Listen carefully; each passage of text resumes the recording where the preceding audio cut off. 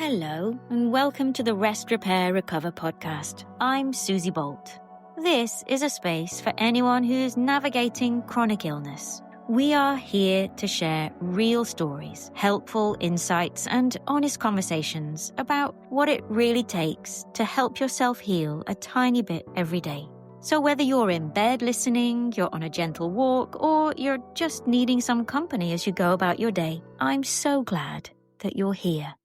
So good morning, both of you, and to everyone that is going to be listening to this at some point in the future. I've got the very lovely Dr. Boon Lim here and the very lovely Joe Iddison, who is someone that we are going to ask a whole lot of questions to and about and be in discussion between myself and Boon around, because Joe has a really great story that we would like to share with you. So I'm just going to come to you, Boon, first, because you were the first person to meet Joe. Let's hear what happened when you met. Thanks. Good morning, all. And thanks for attending to watch this space. So Joe is a patient of mine. He's 35, and he's very kindly agreed to come to this webinar to share his story, because it's a fairly interesting story. And when I met Joe first in July 2021, he was 34 and had COVID in the preceding February of 2021. And I guess the best thing to kick off with is to ask Joe to tell his story, because he came to see me with ongoing symptoms of COVID, but the story takes on a slight twist, and we'll come to that. So Joe.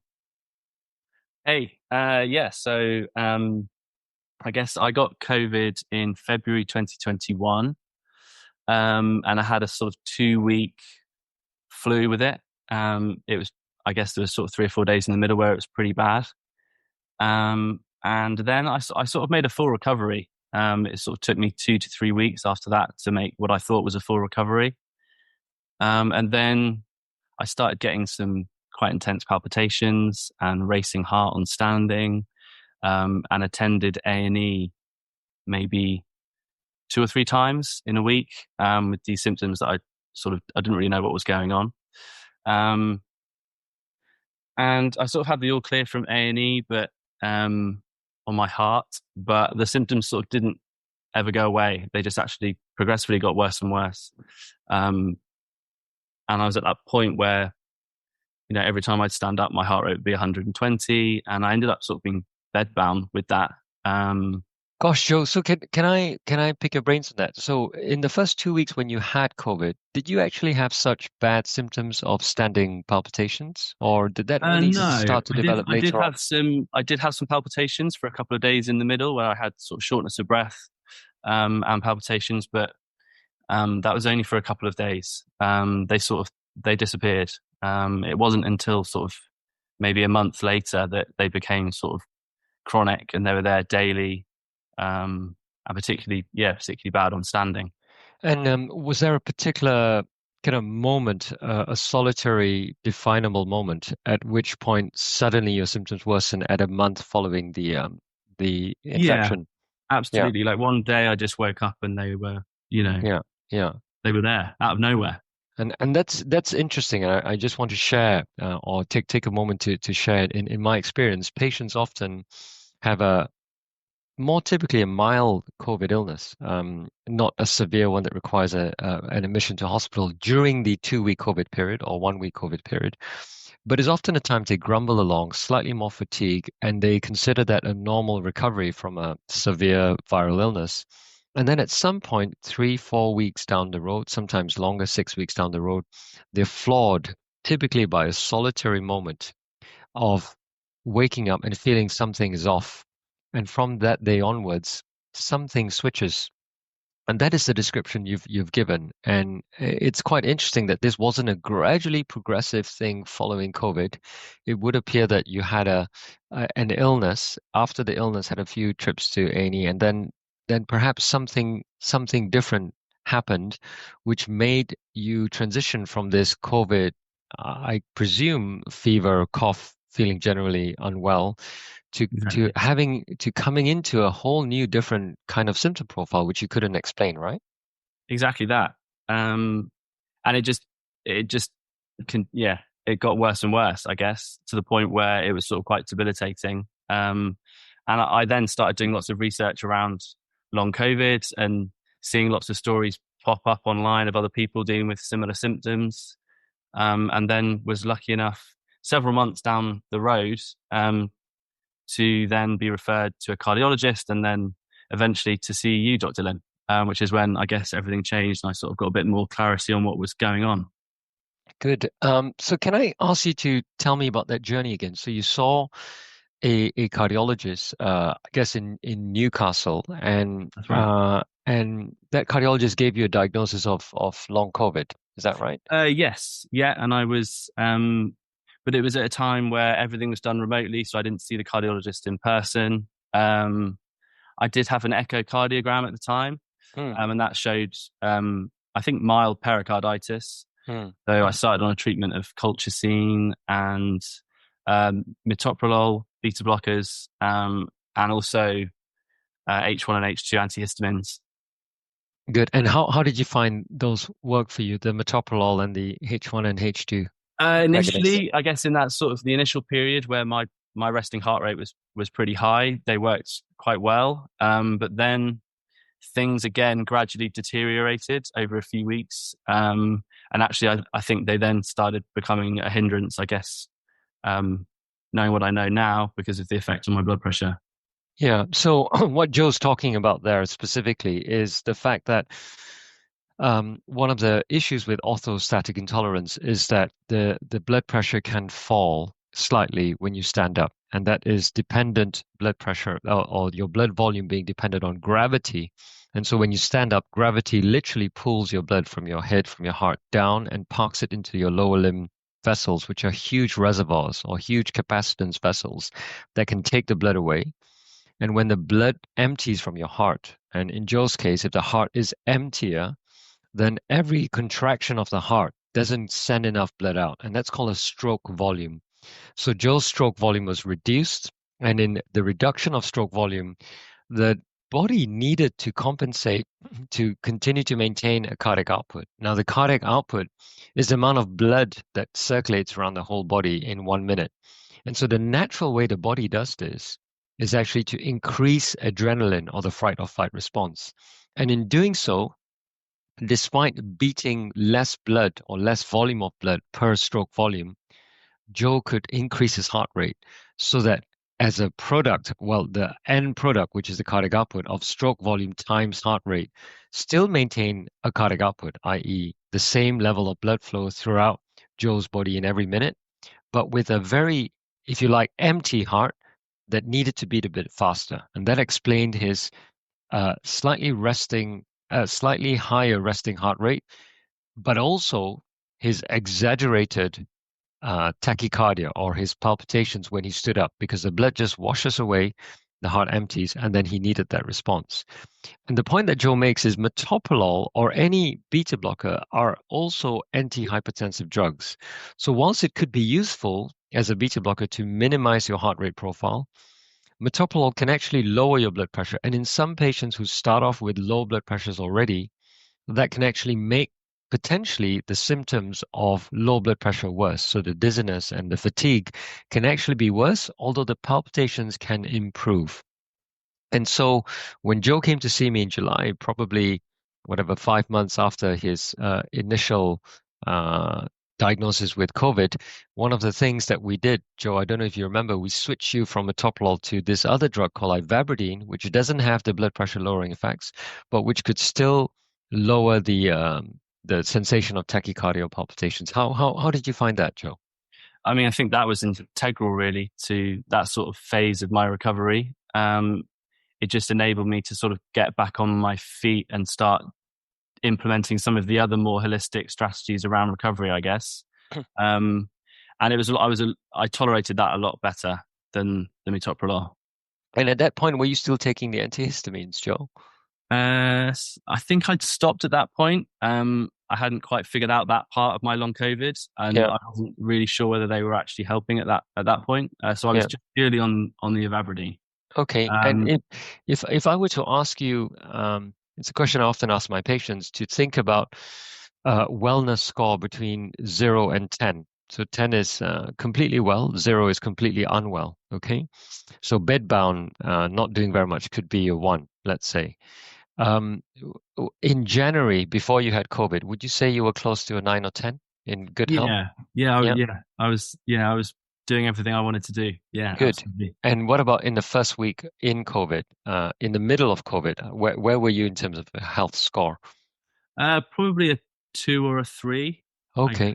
Yeah, Okay. And then where were you when the palpitations started, maybe in March? that was probably a 1.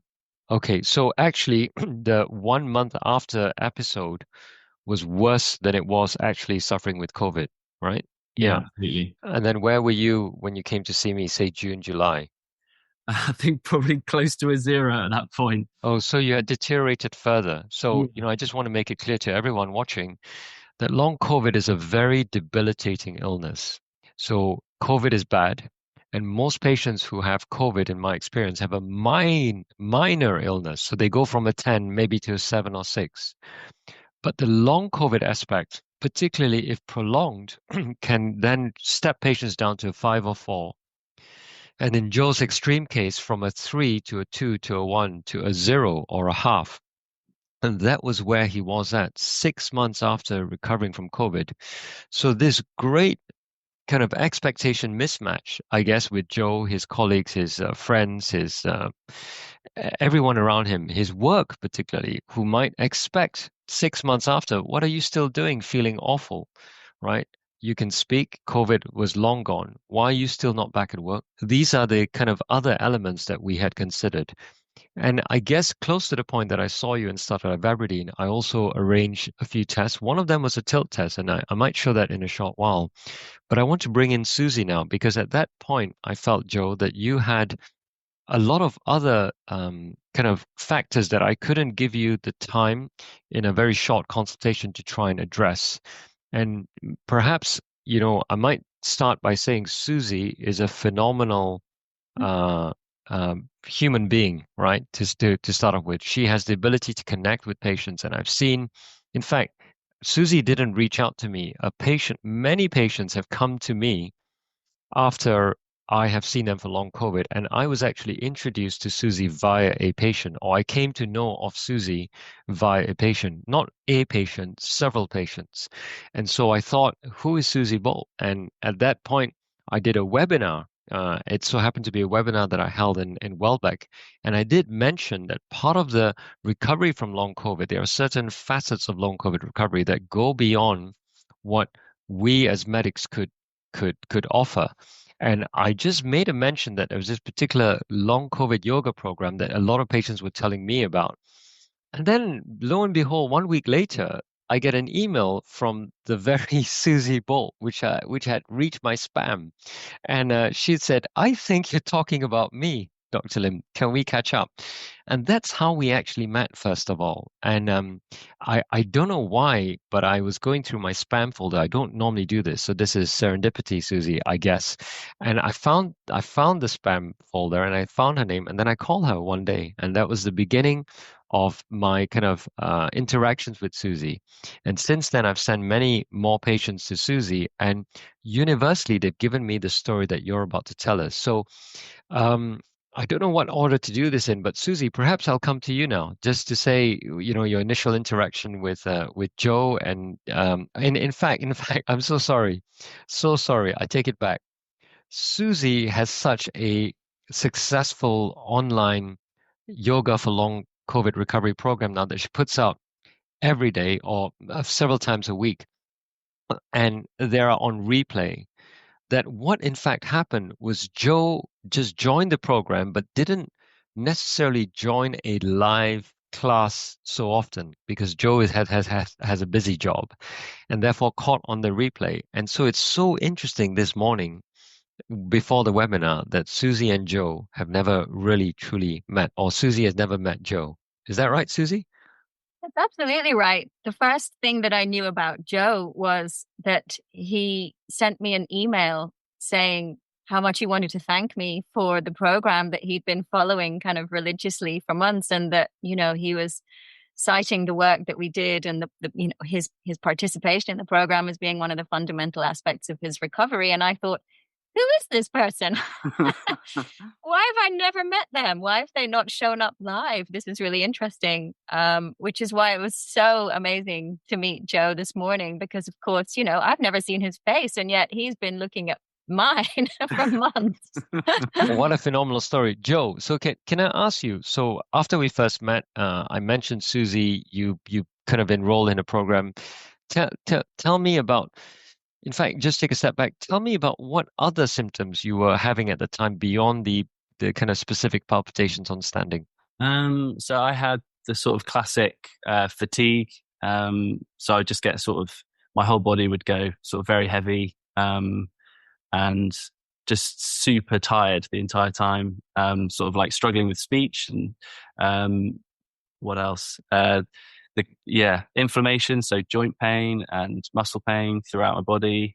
I'd have sort of regular sort of adrenaline surges at night. Insomnia, the sort of, the classic long COVID list of things. But yeah, the main thing being the tachycardia and the sort of inability to stand and do anything active would just send my heart rate skyrocketing. Ask a question here. Go on. So whilst you're talking about the physical symptoms, there's a kind of another layer of questioning that I like to go into with people when I kind of talk to them. And I want to know about what your emotional state was. What are your the emotional response as a result of what you're going through? Because I think it's so key. Absolutely. I think that's been such a huge part of it. And I guess sort of the unknown and, not necessarily having answers for all of the things you're experiencing, and going on that journey of sort of discovery, and sort of, just beginning to understand what's going on in your body and how it is this mind-body thing and you can influence it. And I hadn't really ever had to do anything like that in the past. So your program sort of completely opened my eyes to everything you can do to try and impact your health in a more sort of holistic way, I guess. I'm just curious, before you found a kind of, okay, there's a route I'm going to follow, I'm just going to commit to it. Was there a sense of, lack of focus, feeling lost, a sort of fear, a helplessness? Because these are really, really negative emotions for us to be holding inside a body that's trying to heal. Just describe a little bit about that, if you can. Where were you? I guess I was completely broken, because one day I was completely fit and well and doing everything I wanted to do, and everything was going well in life. My job was great and everything, and then overnight you're suddenly sort of incapacitated. So it's kind of this massive shift from being able to be active and do everything you want to do to then being sort of bedbound, housebound, and I guess not really seeing much light at the end of the tunnel at that point. I guess like asking yourself questions: is this going to be me forever? Is this how it is now? But I guess slowly but surely that light just starts to flicker at the end of the tunnel, and it burns brighter and brighter. And you start to get this sense of hope. And I guess the key thing for me was seeing Dr. Lim, and him introducing me to you and your program, and instilling that sense of hope, I guess, and the sort of knowledge that you will recover. You will get there. It might take a long time and it might be very slow, but having that knowledge and belief that you will actually make a full recovery is kind of integral, I think, to the mindset you need to have to aid recovery. I just say, Susie, I just want to say this is unscripted, yeah? I mean, it's almost the perfect textbook answer that Joe's giving, because this is completely unscripted. I haven't met with Joe beyond the meeting we had 2 weeks ago, and I didn't talk about hope, recovery, belief, mindset. And yet these are the things that Joe is saying. But I guess he's learned this narrative from the class. And I guess I'll come back to you, Susie, because your class, more than what any medic can do, instills these very important concepts in patients and gives them the belief, the hope, the expectation, gap reduction, and all these facets of recovery that I would say as a medic we often take for granted and do not even cover or dismiss. And we say time will heal it. It'll just be fine. Well, Joe comes away thinking, you don't know what you're talking about. And it's a very different way of saying it that you say it in your class. So I guess question to you, Susie, what Joe said are so important, and I recognize those as very important mindset kind of shifts to happen. How do you empower that shift in your class? Well, I think if we just take a step back a moment, the thing that I myself, when I was on my own COVID recovery journey, and, I am witness to obviously thousands of other people doing the same thing. Everyone is looking for an answer. We are inbuilt, our programming is saying, heal thyself. And so we're going from here to here to here to here to here to here to here. The silver bullet search is this ever ongoing event in, the long COVID recovery group discussions. And actually, I think one of the most powerful things is when people turn up to the program, there's a sense of something inside shifts because there's a belief, okay, I'm now doing something to help myself. Because I think we really need to feel like we are doing something to help ourselves when we are stuck in that kind of Groundhog Day of our symptoms are still here. I don't feel any different. Oh, today I feel worse. How is that even possible? And I'm very I'm very keen to tell people you need to connect with others. You need to do this with other people. Recovery from something like this is very hard and very lonely. And we are social creatures. And we need to do it with a team together at the same time. And what I'm loving from your story is that you don't even need to show up live to still get that sense of, I'm doing this with people and I'm on my journey. And I know mentally, whether that's placebo or whether that's actually having an effect, it doesn't matter. I'm doing something to help myself. And that is one of the most powerful mindsets to begin a recovery journey with. And we talk about it, in class when we hold the group discussion. We talk about the need for connection, the need for understanding, the need for empathy, the need to just be with other people that go, I really feel exactly the same as you. And I know what that's like. And isn't it great that we've got this space where we can be who we are and not have to pretend, because so many people are trying to say to the people in their lives, to their employers, their partners, their children, I'm fine. Yeah, no, I haven't quite turned a corner yet, but I'm getting there. And then you kind of run out of the juice to say that. And then it becomes depressing. And, when you lose your identity and you lose your kind of role in life, those things can have such a toll on your mental health, which will impact your physical health. And so that vicious circle just goes around and around. I often say we could all just log in every day and have a cup of tea and chat, and probably the work would have some progress. It would still get us somewhere. It's just really good to also do the work on the breath and the work on the body and the work on reducing inflammation and getting people to understand the role that their autonomic nervous system could be playing in this experience that they're having. So, yeah, I've kind of gone off on one, but that's that's it, isn't it? That's completely it. And I think, I guess just looking at your journey, Susie, and you would almost you'd say, if your heart does something funny when you change into this position or whatever, don't worry, just let it settle. And I would almost experience that symptom.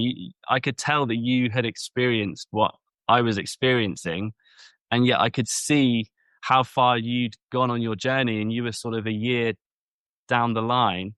And that completely instilled that sense of hope in me, because you can see that if other people can go on this journey of recovery, then I can too. And it helps with that belief part massively. Absolutely. And, for me, I have this mantra in my head, which is the thing that is the thing to fear is fear itself, and actually if I can help other people manage their fear around what's happening, because I think people become really disconnected. Their head becomes completely obsessed with, I have a symptom, my heart's doing, and what's happening, and oh my God. And actually that creates much more of a cascade of problems than just kind of allowing and sitting with it and self-soothing. And exactly as you say, oh, my heart's just done something weird, but maybe it's okay, it will settle. And it does, and because it can, it's within us to be able to self-soothe a lot of the time, obviously not all of the time, but our bodies are us, our minds are the conductor, and if we can tap into that more and empower that understanding in people, then as you say, oh yeah, okay, my heart's just done something that would normally have me looking at my tracker going, what the heck, what am I going to do now? Should I call A&E? Do I get the BP monitor on? No, just give it a bit of time and it's okay, great. So, Joe, I also want to ask you the fact that Susie can be tapped on demand, right? And there's a replay for her live class has been very helpful for you in your work. And actually, this sense of community that Susie talked about does not have to be live, which is quite interesting in itself. The question specifically is how to what extent do you think the regularity of interaction in that webinar space, right, has been helpful in making progress? I think it's been sort of the most integral part of my recovery. I would do the classes daily, so I wouldn't tune in live, but I would do a class from the Rest, Repair, Recover series every day, be it the full class, be it the Friday class. I'd use the yoga before sleep class sometimes in the early stages where I couldn't sort of get my heart rate down and try and sort of control my ANS and soothe it. I would use that as a method. So if I'd been for a walk and I came back and everything was slightly elevated and I could feel the sort of adrenaline in my system, I would do the class for an hour, and then at the end of the class I'd feel pretty good. It was like, I used it as a tool throughout, and I still do now. I try and do a class every day. Gosh, this makes me really emotional. Especially because I've never met you. I'm like, come to class. No, I think I have to. He is there. He's transcending time, Susie. So time is not what we think. It doesn't move linearly. It's quite interesting that you can heal across different times and your impact is there. Well, I think just like I said to you both as we logged in, someone approached me in the park the other day when I was walking my dog and came up and thanked me, checked that I was actually Susie Bolt and just said, I just want to thank you because I've been doing your classes on YouTube, not even being part of the program, but just taking the content that I would put up there sometimes to say, for those people that can't do the program, and I know there's lots of reasons why people can't, here it is. And she came over and just said, you were the reason why I got better last year and I can't thank you enough. And it's kind of... Really? Well, Great. I echo that. Wow. Yeah, it's been the most integral, hugely important part of my recovery for sure. Absolutely. So I can't thank you enough. Amazing. So can I kind of dig out some of these secret ingredients from Susie's live classes or her replay classes? So tell me about breath, Susie, and then I'll probably ask you the same question, Joe. What specifically about breath do you teach in your class, and how does that help Joe? Well, so we have lots of different classes. We actually have a specific breathe class, which is run by the really amazing Caroline Urch. But in my classes, when we talk about breath, it's about understanding that the mind and the body are basically linked by the breath. And if you want to slow down either what's happening in the body or what's happening in the mind, you come to the breath. The breath is like this magical bridge between the two, and you work to slow it down yourself. You consciously work to slow down and lengthen the breath. And the impact on the body, the impact on the mind when we do that is transformative. And often people really, really, really underestimate, because of course we've never had it discussed in school. There isn't a class in school where we talk about breathing and how important it is to do it well. And so it's so simple that I think it's really easy to dismiss it until you try it and really begin to feel the difference for yourself. But we can change our state by changing how we breathe. And we actually have to engage the mind to do that activity, because some people get so caught up in their ill health, their experience, their symptoms, their anxiety, that Their brain refuses to do something that will change their state that isn't something like an intervention that's like a tablet or, whatever. So it's so simple and so available to us and so free. It's quite a difficult concept to engage with, but when people do, and you do it as a practice, you do it as a go-to, as you're saying, Joe, I would go out and take a walk. I'd feel my symptoms beginning to kind of kick back in. I would come back and I would breathe and I would do, that sleep class you talked about. It's all recumbent. It's all about breathing slowly, gently changing positions to just kind of ease through the body. It changes almost the chemical state in the body, which allows us to feel safe. And that's essentially what we're trying to do for the whole of the Rest Repair program. We're trying to get the brain to realize that we are now safe and we are not being attacked by this virus and the trauma that it's kicked off in the body, that we're okay. And the breath is one of the quickest ways of accessing that state.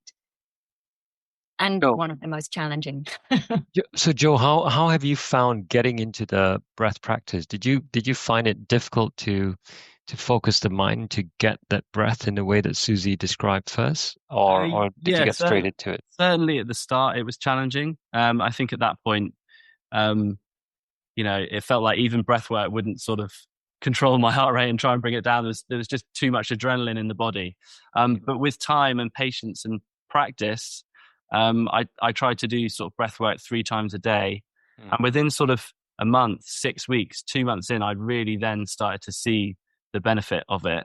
And if I was having a particularly sort of adrenaline fueled moment, I would just go and do 10 minutes breath work. And that would just bring the body back into balance again. And yeah, I found it extremely powerful. And, I might add to your explanation and to put a bit of science behind the breath work. One of the books that I recommend all my patients read is just behind me there. It's called Breath by James Nestor. It's a phenomenal book. The book next to it is my book, Keeping Your Heart Healthy. But I was inspired in the stress chapter that I wrote by James Nestor's book, because I've become a breath not practitioner, a kind of breath practitioner myself. I do breath work 10 minutes in the morning, 10 minutes before I sleep.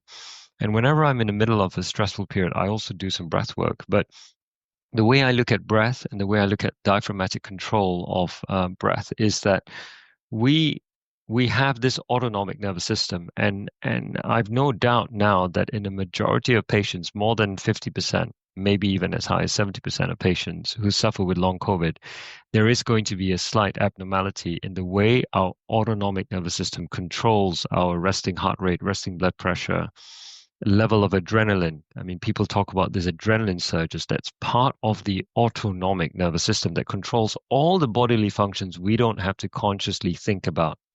Now, if you think about the pupillary dilatation, peristalsis, which is the gut contraction, heart rate, blood pressure, sweating, temperature regulation, these are all things that can be very abnormal in the autonomic dysfunction long COVID cohort. It's a very common feature we see in a lot of our long COVID patients. The one aspect of the autonomic nervous system that is under our conscious control. So if I said to you, Joe, can you just reduce your blood pressure now or increase it? You'll think, what's he trying to get me to do? But if I said to you that you have this wonderful bit of your physiology that is normally controlled by your autonomic nervous system, if you don't think about it, which is your breath, and people are panting away, doing a dysfunctional breathing pattern, breathing from their chest like this, instead of nice, slow breathing from the abdomen or from the diaphragm where the belly comes out when the breath comes in. And if people are breathing like that, but thinking a million miles an hour about something else, then they're not consciously controlling their breath. The breath is the one bit of autonomic nervous system control that we can also control consciously. Unlike temperature, for example, unless you're Wim Hof. I can't say, Joe, go out in the freezing cold and warm your skin up so you don't feel cold. You can control your breath. You can mindfully bring and center your breath and give a 5 or 6 second breath in, 5 or 6 second breath out, if you chose to do that. And just by doing so, you are gaining mindfulness. You are practicing a mindfulness practice. And guess what? When your mind focuses on the breath coming in, it's not distracted by everything else around you. And so all these other thoughts, the anxiety, the other aspects of life that are coming and hitting you a million miles an hour, all these sensory inputs elsewhere somehow go away because you're centered around your breath. And this is a very mindful exercise. And I talk about a stress reset, which just in 2 minutes in the middle of my busy clinic, I sit down, close my eyes, and just think about breath and breathing slowly, get my diaphragm really out on the diaphragmatic breath, and you switch your autonomic state because it truly does happen.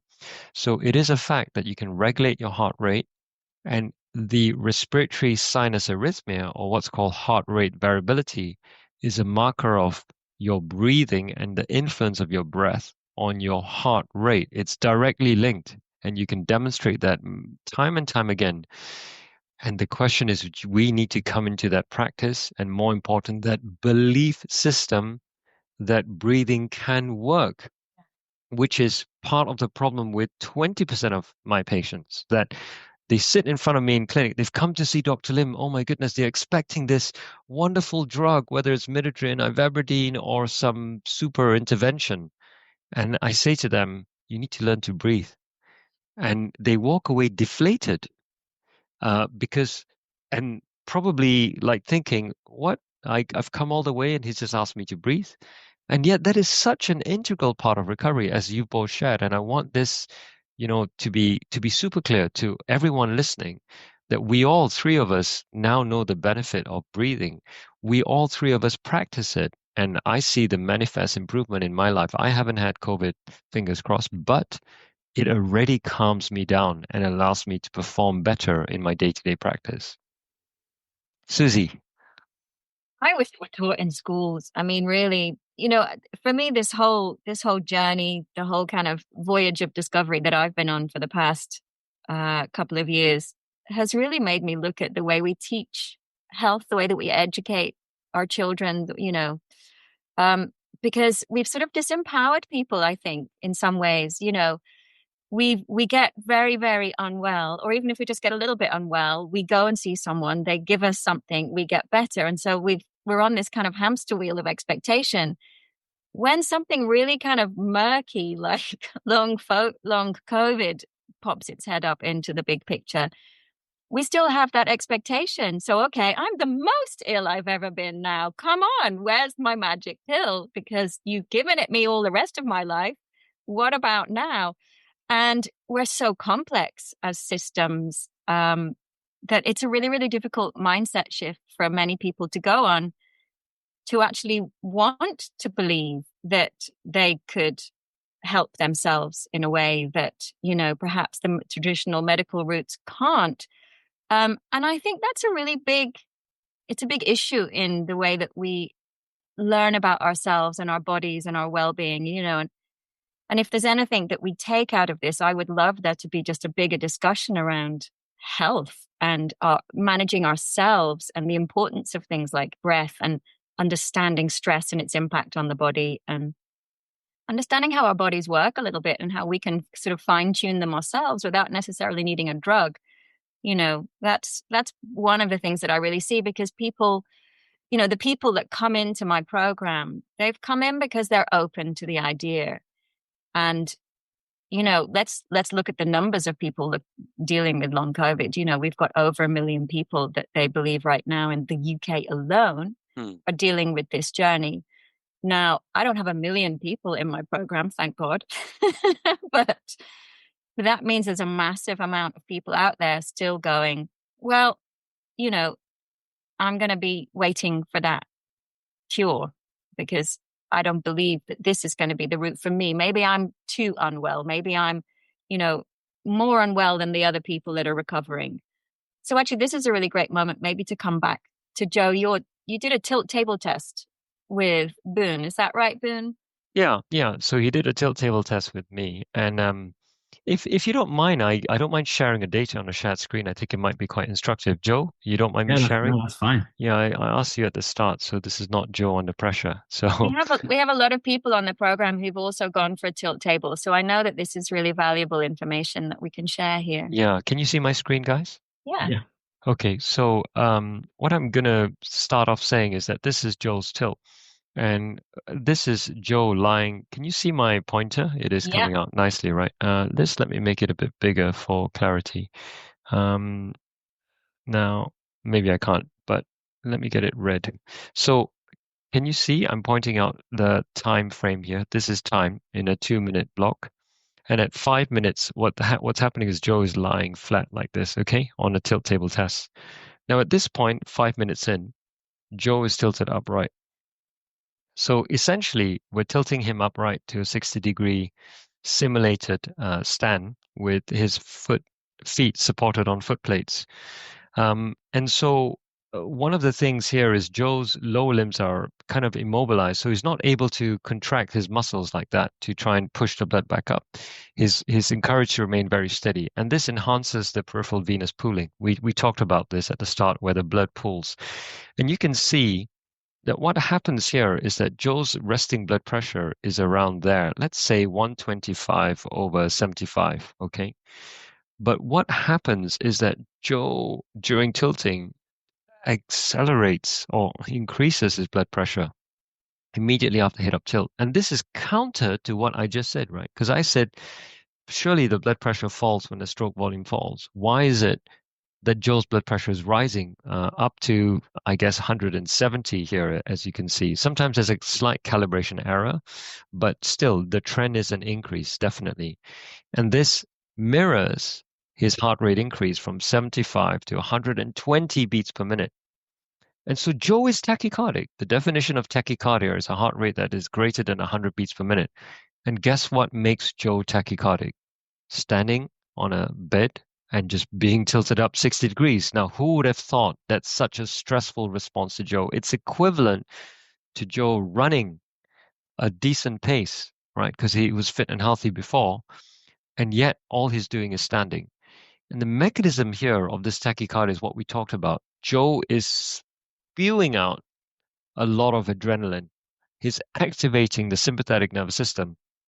And maybe it's difficult to show, and I'm not going to try and zoom in, but if I now showed you this bit on the trace where in the initial bit of the tilting, Joe's blood pressure did fall a little bit. Can you see that? Maybe I'll erase that and I'll show that to you again. There is a slight fall there, which is very subtle. This time frame is a very wide 40-minute time frame. So if I expanded this, which I can't now, what you could see is Joe's blood pressure initially started to fall here. And at this point, guess what? We triggered the adrenaline. And when it's triggered, boy, does it go high. And when it goes high, the adrenaline actually causes Joe to vasoconstrict his blood vessels, to become tachycardic, and to push up a very heightened blood pressure response. All this is in response to adrenaline. And guess what happens then, which is super interesting? The blood pressure now can be seen to yo-yo or oscillate. So if I pick an example here, at this point in time, Joe's blood pressure is 175 systolic. Can you see that? Just 10 seconds later, where is his blood pressure? 125. At this point, Joe's heart rate is 120. Just 10 seconds later, it's dropped to 75. This pulsatility in adrenaline, this yo-yoing values of adrenaline, as Joe activates adrenaline, switches off, activates, switches off, activates every 10 seconds, is very, very, if you like, an exaggerated pattern. And so it's no wonder that he feels very fatigued and unwell, because throughout the day, he is pulsing with this level of variability in his blood pressure, mirrored by the variability in his heart rate as it goes like this, like a yo-yo. And this in itself is exhausting. It's exhausting for your autonomic nervous system. It's exhausting for you. And in my humble experience, it's one of the reasons why people have so much fatigue, because they're constantly pushing their autonomic nervous system state into this resonating frequency where it's always constantly on tap, in overdrive, over exaggerated reactive response. So at the end, you can see after GTN was given to Joe, did you get a spray in your tongue? Yeah. Yeah, probably given at this point, 20 minutes into the tilt, the blood pressure did fall a bit. You can see the blood pressure now is falling to about 105 here, and the heart rate starts to increase further consistently. And that is when Joe is getting much more heightened adrenaline response.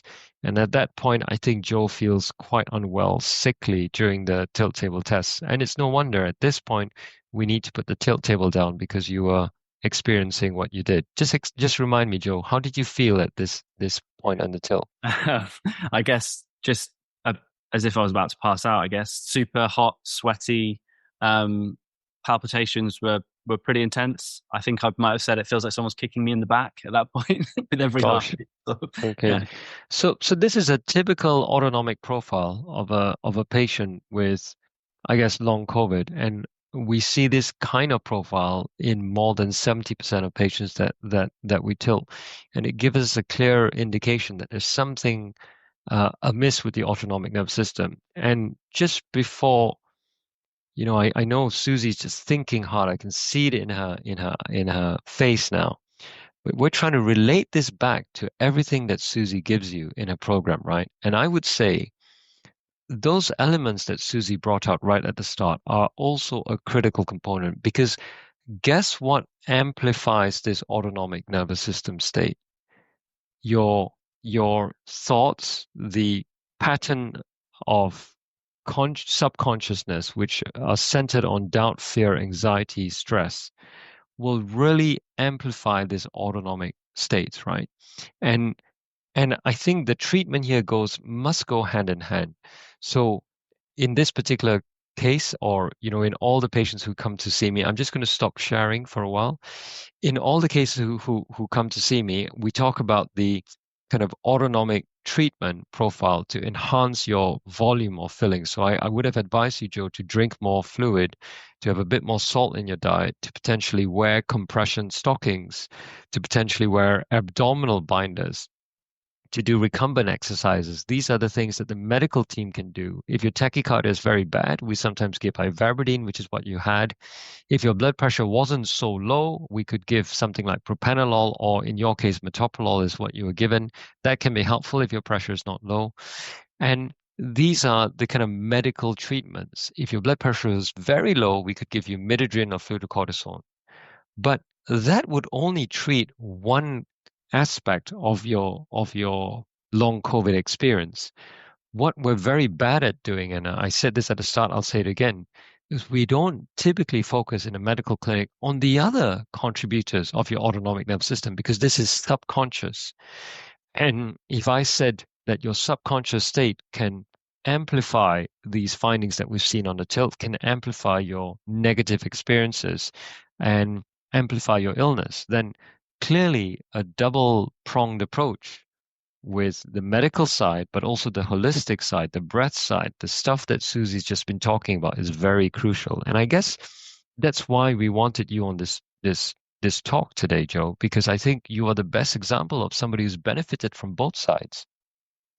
Yeah, absolutely. I mean, I think the medical intervention at the beginning was really important, because I was sort of, at my worst possible state, and I needed that to sort of help lift me out of that. But thereafter, the most important thing has been absolutely, without a doubt, the yoga program and the breath work with Susie. And it's just something that I've sort of built into my routine. And very slowly and very gradually, you just start to see these incremental improvements, going from level 0 to now level 3. And I guess you just have to have that belief and the patience, I guess, because it does take a while. But if you do the work, you start to see the improvement. Joe, can I take you back to that number that we had? So when you came to see me, you say we're between 0 and 1. We started you on ivabradine, you joined Susie's program. A month after you joined the program, where were you in terms of your number? Probably like a 3 or a 4. And I've just gradually, month by month, just incrementally, it's just increasing. I think I've probably got a little way to go. I think this sort of approach is going to be part of my lifestyle for forever. I guess it's just built into my day to day. But I'm well on my way to recovery. I'm confident of that. What was your number right now? So now, just to for everyone watching, we're 8 months into since we first met Joe, I think, and he first joined Susie's program. What number are you now? I think I'm probably a 7. Excellent. Yeah. Yeah, I mean, excellent. like a huge shift over that time. Huge. Mm.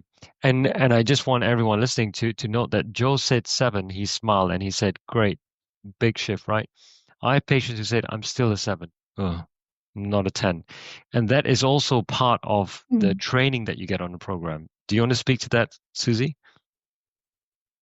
I guess so. I think, I think we do talk a lot about looking at our lives and, reminding people that the goal isn't 100% health, because probably most of us never had 100% health for a long run of their life. The average experience of someone's year will have these waves. And I think what can happen is people can get to a point where they're feeling a bit better, and then something will happen. They'll get a virus, or they'll have a kind of stress response to something, and they'll feel run down, and they'll get tired again, and they can catastrophize. Oh, this is it. It's all coming back. I'm back at the beginning again. And it's like, no, you're not. You're just like a normal human being now. You'll have good days and you'll have bad days. And I think, a 7 is a really wonderful, perfectly rounded kind of goal to get to, because I think the idea of getting to a 10 is almost the impossible dream. My goodness, if you can get to a 10 and stay there, we'll all be going, can we have some of your blood to examine, please? So, to get to a point where you can live your life, and I know that you've already shared with us that your return to work starts properly next week, which is it's such a milestone. I'm so pleased for you, because I see this so often in the group where people get to the point where they go, I'm going back to work. I finally got there, this moment, and it can be filled with dread and, anxiety and what's going to happen to me.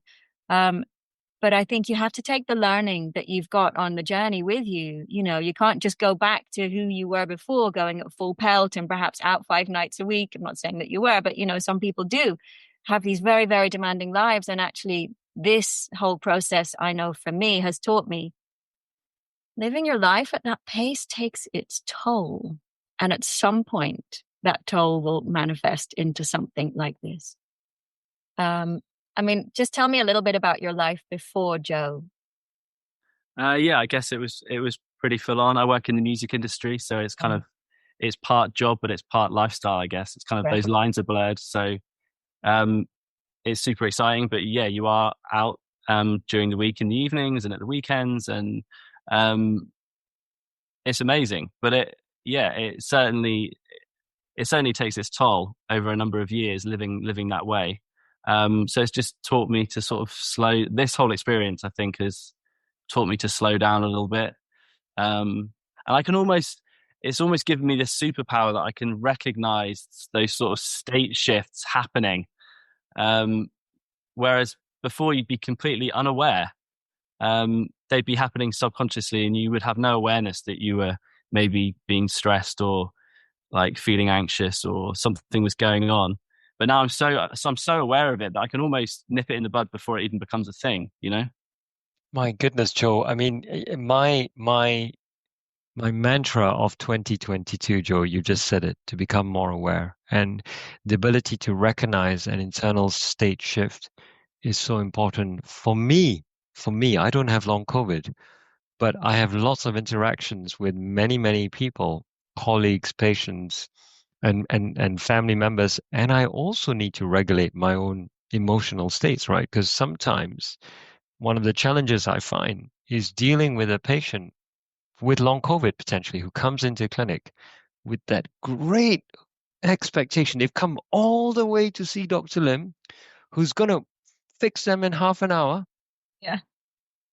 It's a difficult thing for me, because when the conversation doesn't go, or the acceptance of the conversation doesn't go the way I had envisaged or the way the patient had envisaged, it's a really challenging bit for me. So here is also a bit of learning. Like I need to develop awareness, not only to gauge my own shift pattern and reactivity to a patient who may not be so receptive to what I'm about to say, but also my superpower is trying to learn what I can say to that patient who comes to my room to avoid a complaint or to avoid a very negative interaction. Because I think with Susie, there is a bit of difference. Susie can build up over time. I've got one opportunity in one clinic in a half an hour period to make that impact. It's very difficult for some people who aren't there. So Joe, question to you. How would you advise me, as a medic on the other side? Because I don't succeed all the time. In fact, I fail a lot and I learn from my failures, but gosh, it's a tough thing and I still don't succeed.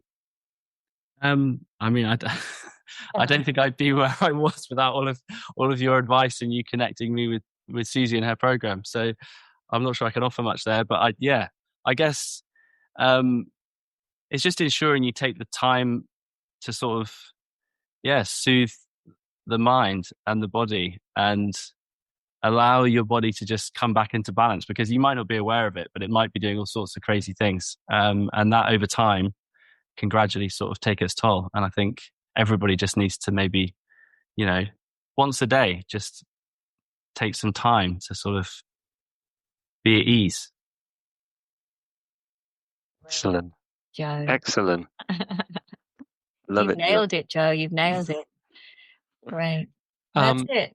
Well, I was going to, I guess it's coming up to an hour, and I didn't want to take up much more of your time, but I would ask Joe, I guess, and Susie, and for Susie, it's top 3 tips from your program. But Joe, what would you say to a patient who's coming on to see a physician, right? Whether it's a long COVID respiratory specialist or a cardiologist, who may not understand so much about autonomic dysfunction or about long COVID. What are your top tips for that patient going into that clinic to get the maximum benefit of that healthcare professional?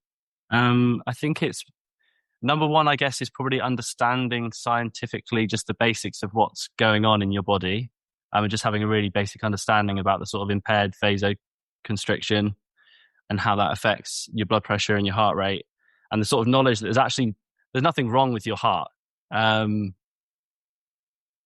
it's all to do with your autonomic nervous system. And actually, you can, I think medication can help, but the number one thing you can do is to try and calm your autonomic nervous system, and that is essentially on you as the patient. Really, there's only so much a doctor can do to help. It's on you to go away and do the work, and know that over time that will have quite a profound impact on your symptoms and your health.